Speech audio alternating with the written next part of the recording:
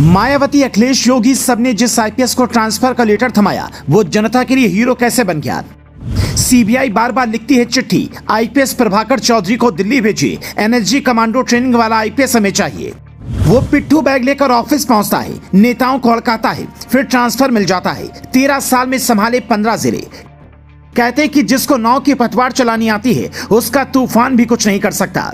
ये है आईपीएस प्रभाकर। ईमानदार हैं, कड़क हैं, थोड़ा अक्खड़ भी कहते हैं कि ये अपने आगे किसी के नहीं सुनते। इसीलिए योगी, अखिलेश, मायावती ने मिलकर सिर्फ 10 साल में 21 बार ट्रांसफर किया। फिर भी हौसलों के आगे सिस्टम की तलवार कुछ नहीं कर पाई। ऐसा क्यों? उसके लिए सुनिए आईपीएस प्रभाकर चौधरी की वो कहानी जो हजारों आईपीएस में किसी एक के पास होती है। प्रभाकर चौधरी की गिनती तेज तर्रार ऑफिसर में होती है। वो कभी ड्यूटी में किसी की पैरवी नहीं सुनते, नेताओं तक से उलझ जाते हैं। यूपी के जिन 15 जिलों में रहे, हर जगह कानून व्यवस्था मजबूत रखी। एनएसजी कमांडो की ट्रेनिंग भी प्रभाकर चौधरी ले चुके हैं, अकेले कईयों का मुकाबला कर सकते हैं। कहते कि जब यूपीएससी की परीक्षा इन्होंने पास की थी तब सीनियर्स ने कहा था अक्खड़पन से नहीं बल्कि सामंजस्य बिठाकर काम करना, पर कानून को हमेशा ऊपर रखने वाले प्रभाकर चौधरी कभी नहीं बदले। शादी इसीलिए 13 साल की सर्विस में 21 बार इनका तबादला हुआ। सरकार चाहे मायावती की रही या फिर अखिलेश की या योगी की, प्रभाकर चौधरी को हर 6 महीने पर ट्रांसफर का लेटर जरूर मिलता रहा। और उसकी वजह सिर्फ यही रही कि या तो इनकी स्थानीय नेताओं से बनी नहीं या फिर इन पर दबाव डालने की कोशिश की गई।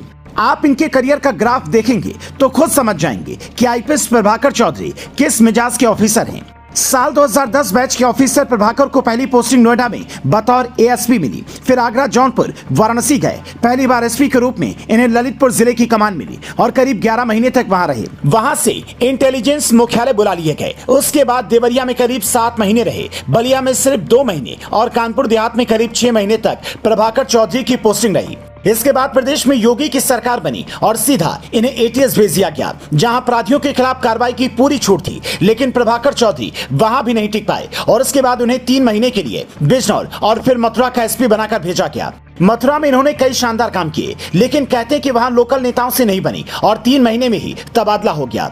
कहते हैं कि ज्वाइनिंग के वक्त जो पिट्ठू बैग लेकर प्रभाकर चौधरी पहुंचे थे, उस पिट्ठू बैग का सारा सामान रूम में अरेंज करने से पहले ही उनकी पोस्टिंग बदल दी जाती थी। इस बार भी यही हुआ। बरेली में 1 साल का भी वक्त नहीं बिता पाए और बोरिया बिस्तर पैक कर लखनऊ आने का आदेश जारी हो गया। खबर है कि वो लखनऊ में भी ज्यादा दिनों तक नहीं रुकेंगे, क्योंकि दिल्ली से एक लेटर यूपी सरकार को भेजा गया है जिसमें लिखा है आईपीएस प्रभाकर चौधरी को दिल्ली भेजिए। अब सवाल है कि प्रभाकर चौधरी से योगी तो खपा है ही, तो इनाम किस बात का है? तो अंदर की बात यह है कि योगी ने भले ही प्रभाकर चौधरी से बरेली जिला छीन लिया, लेकिन प्रभाकर के काम की वजह से योगी के दिल में आज भी उनके लिए इज्जत है और इसीलिए अब प्रभाकर को दिल्ली भेजने की तैयारी है। आपको याद होगा कुछ दिनों पहले पीएम मोदी ने कहा था सीबीआई को किसी से डरना नहीं है, जिसके बाद कयास लगे कि सीबीआई कोई बड़ा ऑपरेशन शुरू करने वाली है और उसके लिए कई तेज तर्रार ऑफिसर की जरूरत होगी। इसलिए करीब 4 बार अब तक प्रभाकर चौधरी को सीबीआई से रिमाइंडर भेजा जा चुका है। ऐसे अधिकारी जनता की नजर में हीरो होते हैं। कभी साइकिल पर बैठकर थाने में एफआईआर करवाने पहुंचते हैं, तो कभी वकीलों के उपद्रव को शांत करवाया।